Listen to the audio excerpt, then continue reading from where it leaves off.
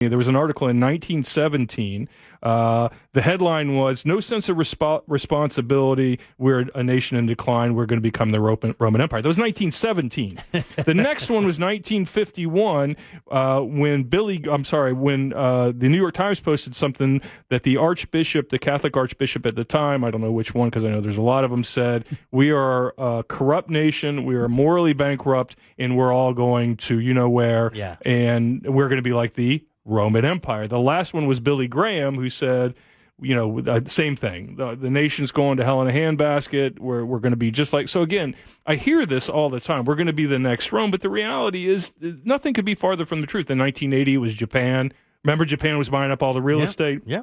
They bought Pebble Beach famously. Sure did. And what did we do? We let it all go down into the toilet, and then we bought it back from them, right? So you're welcome, Japan.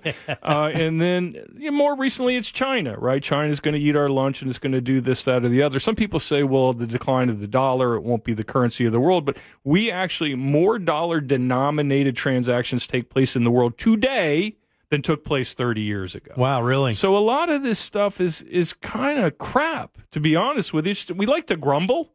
I guess we reach a certain age and we just want to complain about something, and that's something I hear quite frequently. Yeah. So basically, are you saying this for the outlook so people don't really? Do you think that in times like this, people hold on to their money? They're a little afraid to go out there and invest because they're like, oh, I better hold on to this. You never know what's going to happen. The government's in turmoil, and all I hear throughout the world is how we're a nation in decline, and at any moment, our entire way of life is going to collapse. Yeah. Is that one of the things you think that maybe holds back people from making a decision that could really change their life in the long run? I think fear is probably the number one motivator of people who invest. And it frustrates me because maybe we are a nation in decline. Okay, now what? Right? Yeah. Now what are you going to bury it in your backyard? Because if ultimately it's a nation that declines and falls apart like the Roman Empire, well, it's corn seed and gunpowder then, right? Yeah, so right.